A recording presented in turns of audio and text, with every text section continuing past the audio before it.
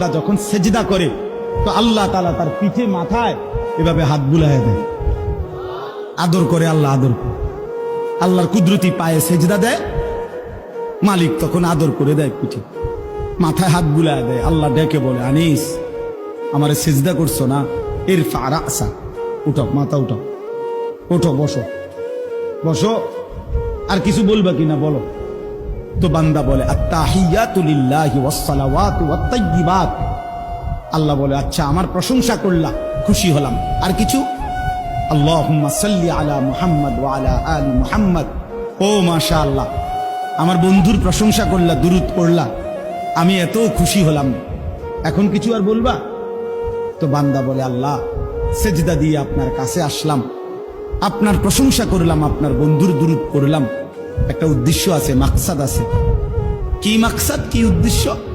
আল্লাহুম্মা ইন্নী যালামতু নাফসি যুলমান কাসীরা। আয় মাওলা, আমি বড় নাফরমান মাওলা, আমার গুনাহ অনেক বেশি মাওলা, আর আমি জানি ওয়ালা ইয়াগফিরুয যুনুবা ইল্লা আনতা, আপনি ছাড়া আর মাফ করার কেউ নাই।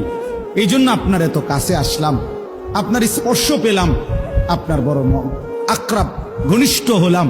উদ্দেশ্য হলো ফাগফিরলি মাগফিরাতাম মিন ইনদিক, আপনার পক্ষ থেকে আমারে ক্ষমা করে দেন, ওয়ারহামনি, আমার একটু দয়া করে দেন। ইন্নাকা আনতাল গফুরুর রহিম, আপনি মাফ করবেন না কা? আপনি তো ক্ষমাশীল, আপনি দয়া করবেন না কেন? আপনি তো রহিম, দয়াবান। আল্লাহ বলে, কস কি রে বান্দা, এত আদর করে বললে মাফ না করি কেন? হ্যাঁ, কি কইছেন এখন? আল্লাহু আকবার। এই জন্য বান্দা যখন সালাম ফিরায় এই ডানে বামে, তখনই একবার কি করে?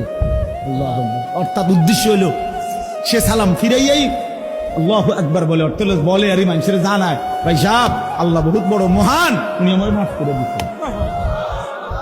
আল্লাহু আকবার। এই জন্য আপনারাই তো কইয়া উঠলেন আল্লাহু আকবার, নিজে নিজে। আল্লাহু আকবার।